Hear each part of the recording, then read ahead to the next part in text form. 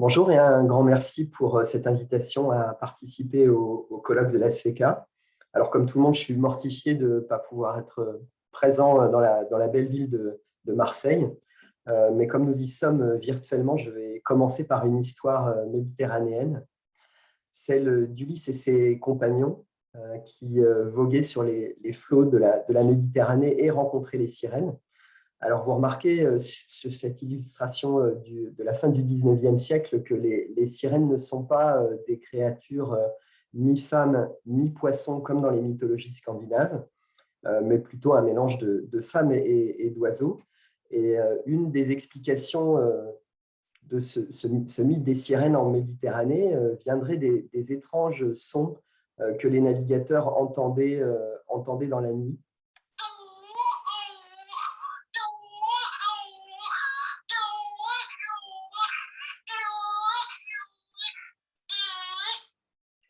Alors, bien sûr, il faut toute l'imagination de marins loin de chez eux pendant des mois pour entendre là des voix de femmes.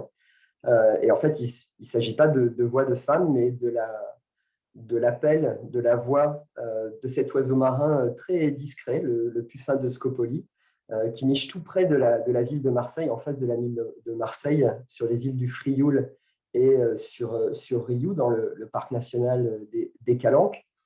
Et cet oiseau, j'aurais pu représenter un manchot, un albatros, un alcidé. Ces oiseaux marins, en fait, sont des messagers auprès d'Ulysse et de ses compagnons dans l'Antiquité, mais encore aujourd'hui, parce qu'ils nous rappellent ces mondes sauvages et marins qui existent sans nous, mais également, ce sont des messagers de l'état de ces écosystèmes marins et de leur dégradation dans l'Anthropocène.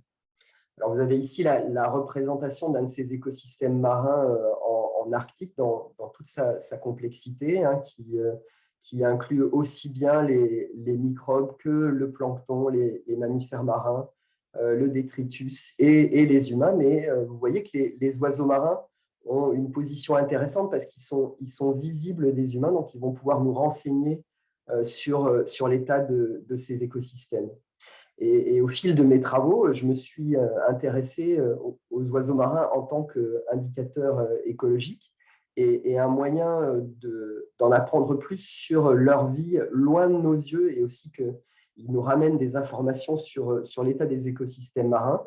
Et ben, c'était d'équiper les oiseaux marins avec tout un tas de petits appareils électroniques miniaturisés qui les accompagnaient pendant leur voyage en mer. Alors, on appelle ces technologies les technologies de biologuing. Il peut s'agir de balises Argos, de GPS miniaturisés, d'accéléromètres ou de géolocateurs. On y reviendra par la suite.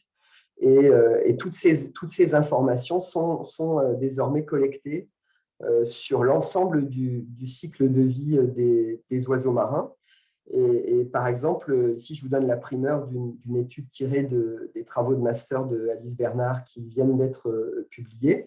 Vous voyez que les données de suivi électronique des mouvements des oiseaux marins permettent désormais d'avoir une connaissance planétaire de ces mouvements. Ici, vous avez le pourcentage d'espèces d'oiseaux marins qui sont suivis en fonction de la zone géographique.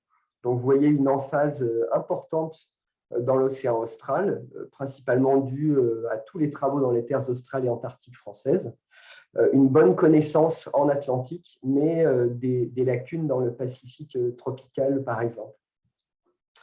Donc, je ne vais pas avoir le temps de vous faire un tour du monde de l'écologie spatiale et des mouvements des oiseaux marins en mer. On va se centrer sur quelques thématiques et on va débuter par l'Arctique.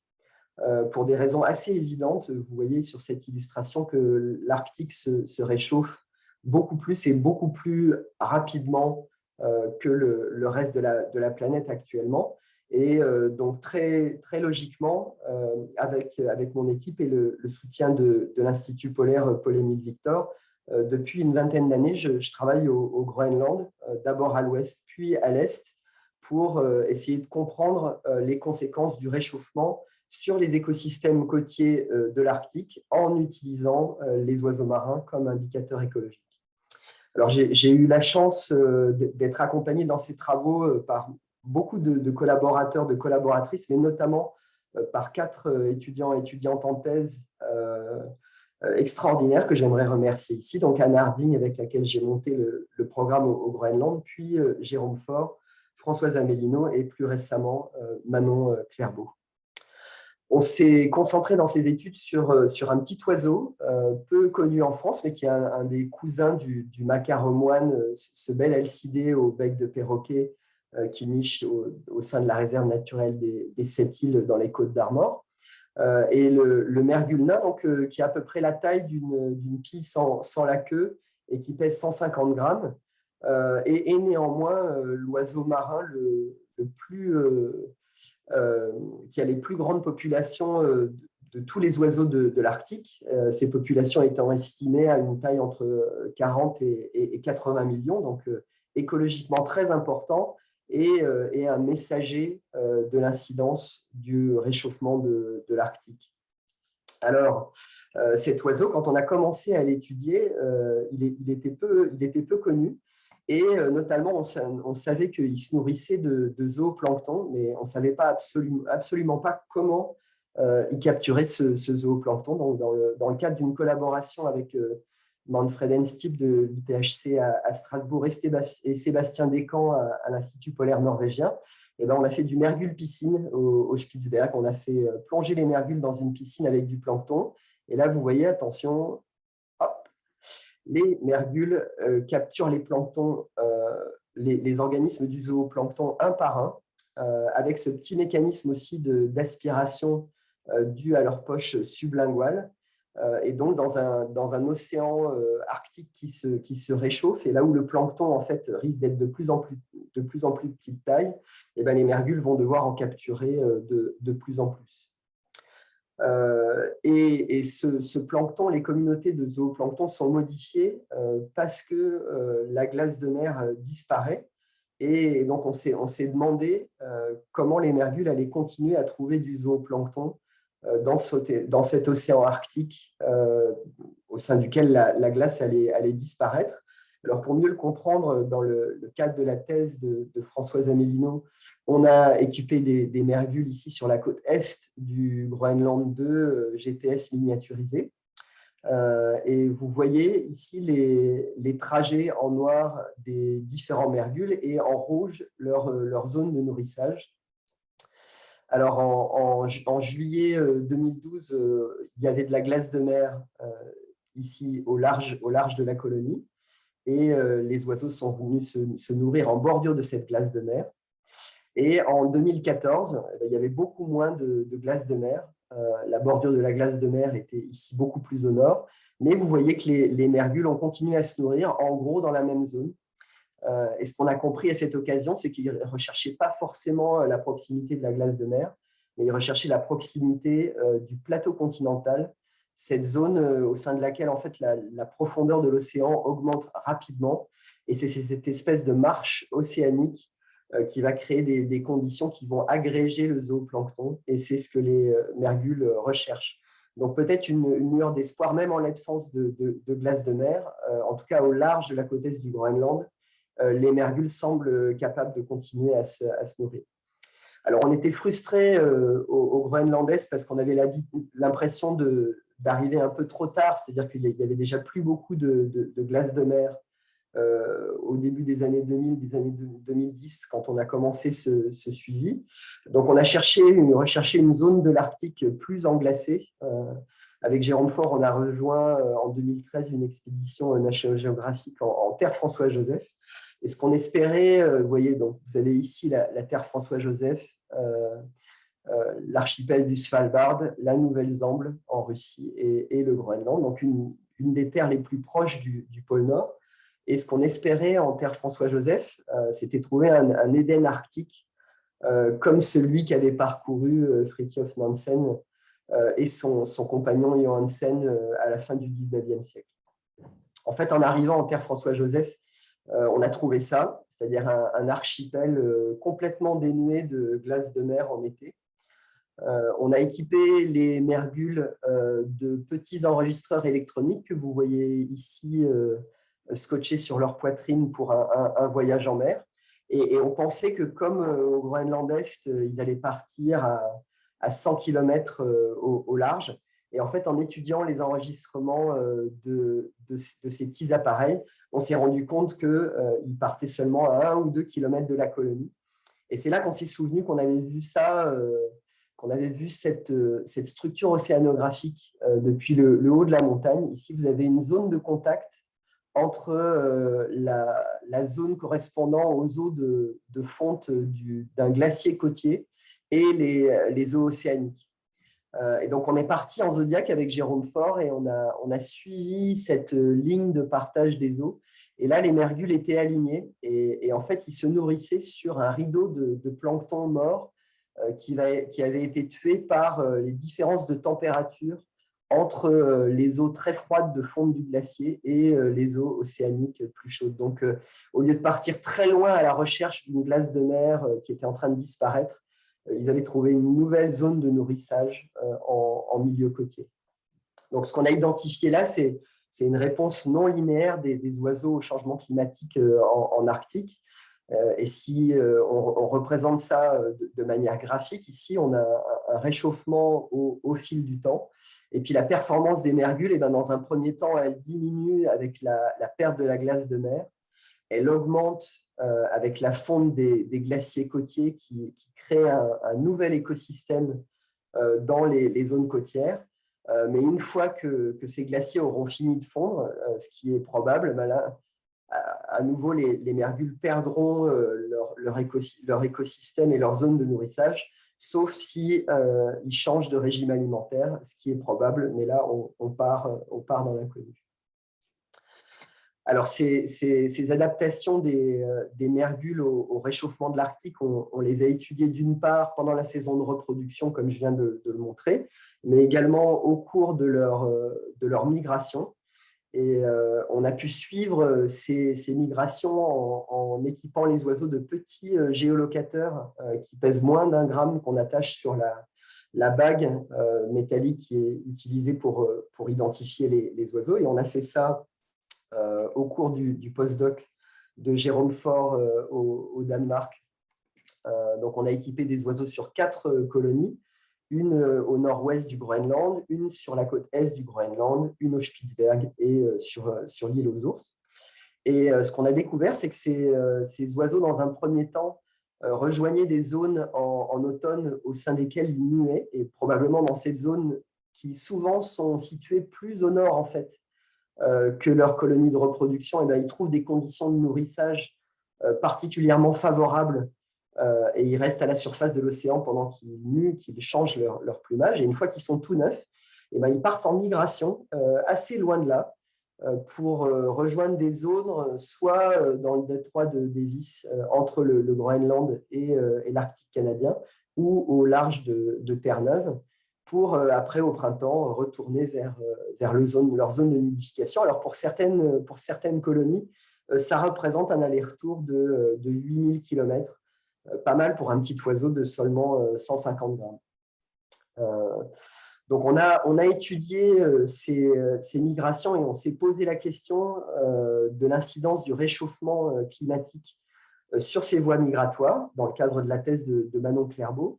Et ce que Manon a montré, c'est qu'il y aura probablement un glissement au fur et à mesure du réchauffement de l'Atlantique Nord. Il y aura un glissement de ces zones d'hivernage vers le pôle Nord. Et il y aura peut-être même un renversement de ces voies migratoires, parce qu'en fait, l'océan Arctique, qui actuellement est encore recouvert de glace, sera libre de glace tout l'été et une grande partie de l'année à l'échelle de quelques décennies. Et ça va permettre, par exemple, aux mergules de la Terre François-Joseph, qui actuellement partent passer l'hiver dans l'Atlantique Nord, et ben, potentiellement, ces mergules peuvent partir jusque dans le Pacifique Nord. Et on a montré que comme la zone de la mer de Bering est plus chaude que l'Atlantique Nord en hiver, et ben, malgré ce long voyage au-dessus de l'océan Arctique découvert de glace, et ben, le bilan énergétique annuel des mergules pourrait être positif malgré ce renversement des voies migratoires. Et on pense que ça pourrait toucher non seulement les mergules, mais plusieurs douzaines d'espèces d'oiseaux marins qui nichent actuellement dans l'Atlantique Nord. Au lieu de partir passer l'hiver dans l'Atlantique, ils pourraient partir dans le Pacifique. Et on pense que ce mécanisme pourrait aussi toucher d'autres voies migratoires qui pourraient tout d'un coup se renverser sous l'incidence du réchauffement climatique. Alors, quand on étudie la migration des mergules en Atlantique Nord, on comprend mieux l'incidence du réchauffement climatique, mais aussi on peut anticiper l'incidence des exploitations pétrolières et aussi du trafic maritime futur en Arctique, puisque et ici vous avez une représentation des zones d'hivernage actuelles des mergules en couleur et aussi ici des voies de transport maritime dans une zone arctique sans glace dans le futur, et aussi les zones d'exploitation pétrolière. Et vous voyez que ces zones d'exploitation pétrolière et aussi les voies maritimes recoupent largement les zones d'hivernage des mergules en Atlantique Nord, ce qui pose question.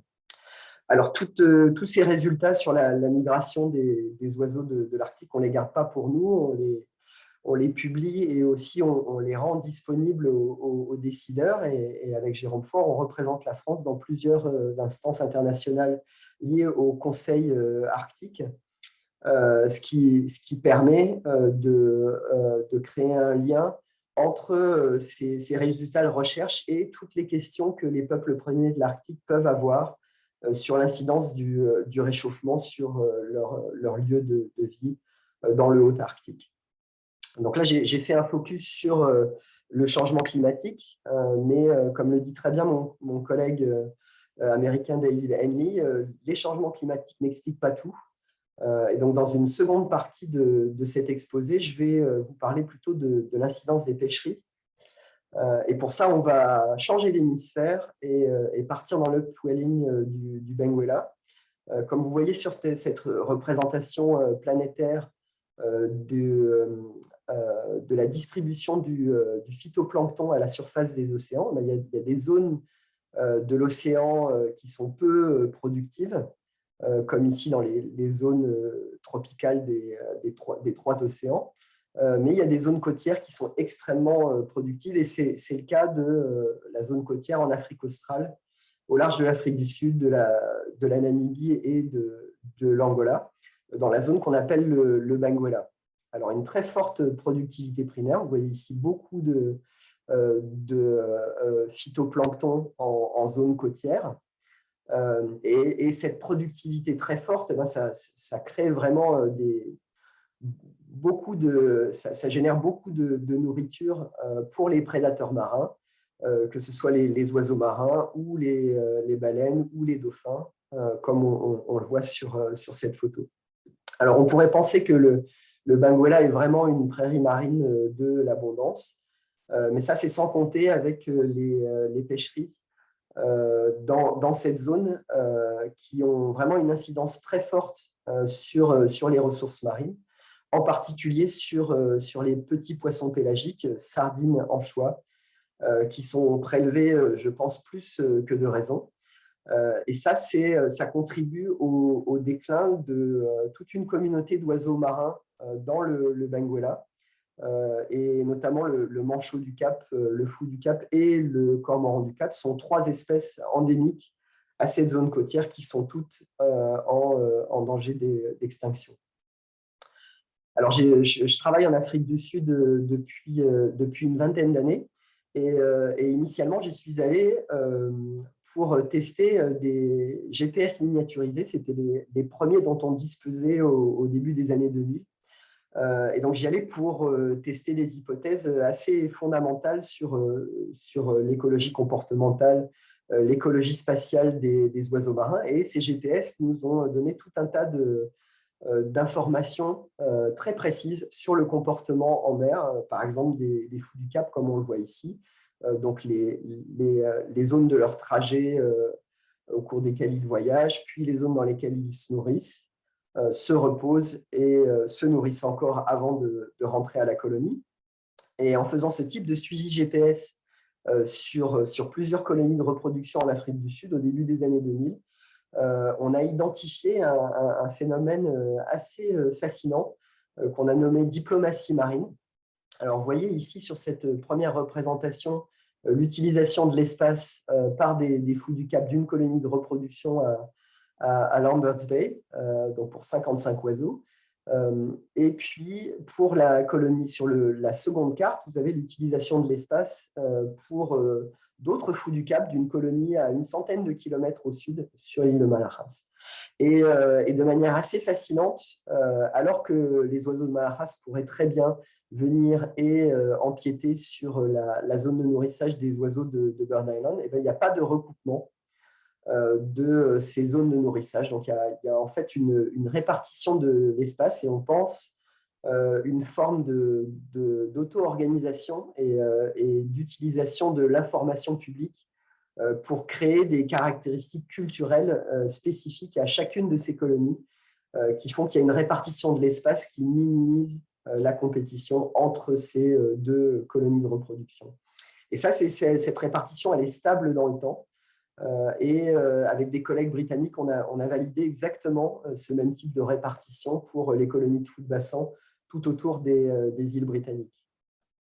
Par la suite, on a également travaillé grâce au GPS sur les liens entre le comportement de parade des fous du Cap que vous voyez ici. Donc, quand un des deux oiseaux revient au nid, il y a une parade qui peut durer de quelques minutes à une dizaine de minutes entre les deux partenaires. Et ben, on a montré que les caractéristiques de cette parade informent les voisins du couple sur le comportement en mer de l'oiseau qui vient de rentrer. Et en particulier, plus cette parade est longue, plus l'oiseau est parti loin. Vous voyez ici les suivis GPS des oiseaux de Malajas. Et vous voyez que certains voyages les emmènent très loin au sud. Donc, vous avez ici les tracés noirs sont les chemins parcourus et les points rouges sont les zones de nourrissage. Et ben, quand l'oiseau part ici au sud de Cape Town, très loin pour tenter de chercher quelques sardines, la parade au retour sera beaucoup plus courte et de manière intéressante aussi, certaines caractéristiques de la parade nous informent sur la direction prise. Les caractéristiques ne seront pas les mêmes pour les oiseaux qui partent directement à l'ouest. Donc, on travaillait sur des questions assez fondamentales, mais on s'est rapidement rendu compte que les suivis GPS avaient aussi un intérêt pour la conservation de ces espèces menacées. Et donc, dans le cadre de la thèse de Lauriane Pichegru, on a fait des premières propositions d'aires marines protégées dans le Benguela, avec cette idée que si on prélevait moins de poissons dans les zones de nourrissage des oiseaux marins, ça allait les aider. Donc ici, vous avez les grandes zones correspondent aux propositions d'aires marines protégées pour les fous du Cap. Ici, pour la colonie de Malajas, par exemple. Et Lauriane Pichegru, dans le cadre de son postdoc, a aussi suivi les mouvements des manchots au départ de la plupart des colonies de reproduction de manchots du Cap en Afrique du Sud. Vous voyez ici, comme les manchots ne volent pas, leurs aires de répartition en mer sont beaucoup plus restreintes. Donc, on a proposé ça aux représentants du gouvernement sud-africain et des pêcheries. Et ils nous ont dit, faites-nous la preuve que ça a un bénéfice pour les oiseaux. Et c'est ce que Lauriane a effectué dans les années suivantes. Donc, vous avez ici les mouvements, la répartition en mer de manchots du Cap de la colonie de reproduction de Sainte-Croix au large de Port-Elizabeth. Donc là, voici la zone utilisée par cette colonie où il y a beaucoup plus de manchots que dans la seconde colonie, celle de Bird Island. Vous avez ici la répartition en mer. Et donc en 2008, ces mouvements en mer, cette utilisation de l'espace des manchots suivis par GPS, c'était en présence des bateaux de pêche. Et puis en 2009, il y a eu une aire marine protégée exclue à la pêche de manière expérimentale dans ce périmètre autour de Sainte-Croix et ici aussi. Et par contre, la pêche a continué exactement de la même manière au large de la colonie de Bird Island. Est-ce que vous voyez, dans le cas de l'aire marine protégée au large de Sainte-Croix, c'est qu'il y a eu une contraction de la zone de nourrissage des manchots de Sainte-Croix. Tout d'un coup, en quelques mois, comme il n'y avait plus d'activité de pêche, et ben, ils avaient suffisamment de poissons pour se nourrir beaucoup plus près de chez eux. Je remets la situation initiale en 2008 pour que vous voyez bien la différence. 2008-2009, hop, tout d'un coup, la vie est beaucoup plus facile pour les manchots du Cap sur Sainte-Croix et la croissance de leurs poussins était aussi meilleure. Alors, on pensait que la partie était gagnée et qu'il allait y avoir ce type d'aire marine protégée autour de toutes les colonies de manchots du Cap d'Afrique du Sud, mais malheureusement, une décennie plus tard, c'est toujours pas fait et le débat s'est enlisé dans les méandres d'une discussion politique et scientifique. Alors, j'étais très frustré de cette situation, d'autant plus qu'on me disait en Afrique du Sud, non, ce n'est pas les pêcheries qui prennent trop de poissons, c'est le changement climatique qui a une incidence sur les populations de sardines et d'anchois. Et donc, je me suis posé la question, mais à une échelle mondiale, est-ce que les pêcheries ont vraiment une incidence sur les oiseaux marins? Et pour traiter cette question à une échelle globale, je suis allé voir le meilleur spécialiste de la question qui s'appelle Daniel Pauly, qui est chercheur à l'Université de Colombie-Britannique à Vancouver, qui anime un projet qui s'appelle The Sea Around Us, la mer autour de nous, dans lequel il teste l'incidence des pêcheries sur les écosystèmes de la planète. Alors, pour raccourcir une très longue histoire, cette collaboration a été si fructueuse que j'ai fini par écrire sa biographie scientifique que vous pouvez trouver aux éditions Wild Project. Un éditeur marseillais, Baptiste Lanaspez, qui a aussi une librairie à Marseille que je vous recommande. Mais en fait, les analyses planétaires qu'on a pu faire avec l'équipe de Daniel Pauly sur la compétition entre les oiseaux marins et les pêcheries, ont montré que au fil de mon existence, c'est-à-dire que depuis les années 1970, les oiseaux marins consomment de moins en moins de ressources marines pour la simple raison qu'il y a moins en moins d'oiseaux marins sur la planète. La communauté mondiale des oiseaux marins a diminué de moitié au cours de cette période pour tout un tas de raisons, perte d'habitat, capture accidentelle par les pêcheries, espèces envahissantes comme les chats, les rats sur leur zone de reproduction, pollution diverses, mais aussi à cause de la compétition avec les pêcheries. Alors, vous voyez ici les zones colorées en bleu montrent les zones dans lesquelles, en fait, la situation s'est améliorée pour les oiseaux marins, mais les zones en rouge et orange non, pardon, c'est le contraire. En fait, les zones en rouge et orange sont les zones dans lesquelles les oiseaux marins ont augmenté leur consommation et les zones en bleu sont les zones dans lesquelles les oiseaux marins ont diminué leur consommation. Et vous voyez donc une majorité de zones en bleu et bleu clair. Et par contre, si on prend les pêcheries pendant la même période, vous voyez ici une majorité de zones en rouge et orange. Donc, c'est les zones dans lesquelles les pêcheries ont prélevé de plus en plus de ressources marines qui pourraient servir à nourrir les oiseaux marins. Là, on s'est vraiment concentré sur les types de poissons, de calmars et de zooplancton que les oiseaux marins et les pêcheries prélèvent en même temps dans les mêmes zones. Et donc, sans surprise, la conclusion de cette étude planétaire est que les taux des pêcheries se resserrent sur les oiseaux marins. Donc ici, entre 1970 et 2010, vous voyez des activités de pêche en tonnage qui augmentent fortement dans les années 80 pour se stabiliser à un niveau assez élevé dans les années 90-2000. Et puis, pendant la même période, comme je l'ai dit, la communauté mondiale des oiseaux marins décline et la compétition avec les pêcheries a une incidence planétaire sur ce déclin. Alors, des mauvaises nouvelles, mais il y a quand même quelques bonnes nouvelles dans cet océan de turpitude. Et pour les bonnes nouvelles, je vais revenir à Marseille et au large de Marseille, où on a suivi par GPS les mouvements des puffins, ici des puffins yelkouans en Méditerranée française, dans le cadre du postdoc de Clara Perron. Et vous avez ici le pourcentage d'individus présents par zone marine. Et vous voyez, la bonne nouvelle, c'est que les puffins en Méditerranée, alors que ce sont les cousins des albatros, hein, on pourrait penser qu'ils vont se balader dans toute la Méditerranée, même pendant leur période de reproduction, et ben, ils aiment beaucoup les zones côtières et donc les aires marines protégées, comme le parc national des Calanques, comme le parc national de Porquerolles, sont très bénéfiques pour ces oiseaux. Mais en dehors de la saison de reproduction et pendant la migration, on a suivi ces oiseaux par balise Argos, par GPS et avec des géolocateurs.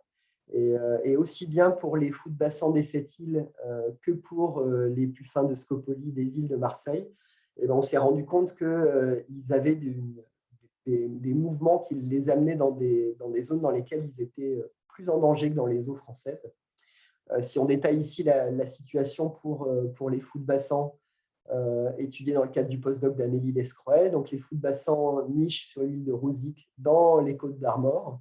Et vous voyez que hors de la saison de reproduction, ils partent en migration dans le golfe de Gascogne, le long de la péninsule ibérique et puis après jusqu'au large de l'Afrique de l'Ouest.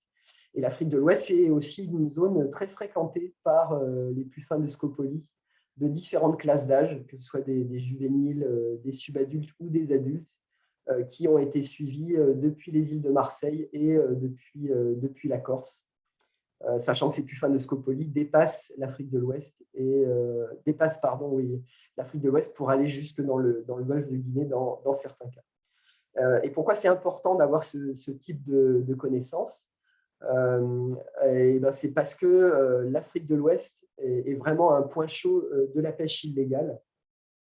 Ici, vous avez une synthèse produite par le projet de Sea Around Us, qui détaille les prises des pêcheries chinoises dans le monde. Et vous voyez qu'un point chaud très important de ces pêcheries se trouve en Afrique de l'Ouest. Et pourquoi est-ce que c'est problématique? C'est parce qu'une grande partie de ces pêcheries sont peu ou pas réglementées, ce qui veut dire qu'il y a trop de poissons qui sont prélevés et également il y a beaucoup de captures accidentelles et parfois même intentionnelles d'oiseaux marins. Et ces oiseaux marins, parfois capturés de manière intentionnelle, se retrouvent sur les marchés en Asie du Sud-Est. Et c'est là où on voit que les oiseaux marins nous renvoient à la notion de solidarité écologique, en ce sens où ici, les gestionnaires d'espaces naturels avec lesquels on collabore de manière étroite en France métropolitaine et en Outre-mer font vraiment un travail admirable pour protéger les oiseaux marins sur leur site de nidification en métropole.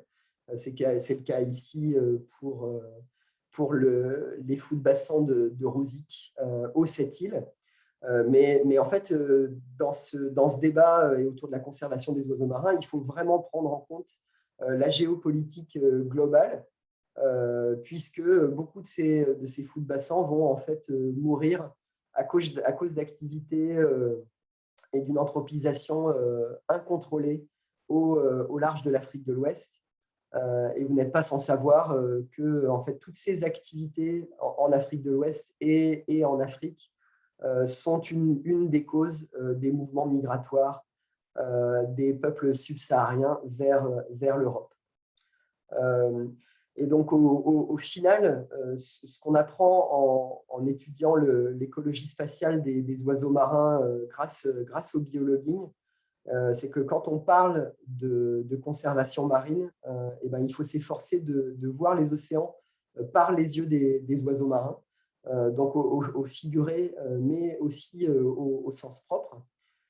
Et ça devient littéral quand on a la chance de pouvoir mettre des caméras sur les dos des fous de bassin, comme vous le voyez ici, et vraiment d'avoir la perspective de l'oiseau sur ces écosystèmes qu'il traverse, pour bien comprendre les contraintes auxquelles ils font face et déboucher en fait non pas sur un antagonisme entre notamment les activités de pêche et celles de conservation du milieu marin, mais sur un sens d'un destin commun entre les oiseaux marins et les pêcheurs. Et ça, c'est ce que Amélie Lescroel a mis en exergue au cours de son postdoc dans le golfe normand-breton. Et donc, on avait équipé des fous de bassin des 7 îles d'enregistreurs GPS miniaturisés. Et en particulier, au cours de la saison 2014, les oiseaux avaient vraiment du mal à se nourrir en Manche Ouest. Ils partaient très loin, jusqu'en Manche Est, en Finistère Sud, alors que généralement, ils se nourrissent dans un mouchoir de poche, ici au milieu de la Manche, face au nord des 7 îles. Et quand Amélie Lescroel a présenté cette carte aux pêcheurs bretons, ils lui ont dit, ben oui, pas étonnant, cette année, il n'y a rien nulle part. On rame, il rame aussi. Donc, je vous laisserai sur cette conclusion en vous rappelant que voilà, une grande partie des histoires que je viens de raconter et d'autres encore feront l'objet d'un ouvrage que je publierai aux éditions Actes Sud dans la collection Monde Sauvage cet automne ou au printemps prochain. Voilà, je vous remercie de votre attention et une excellente soirée.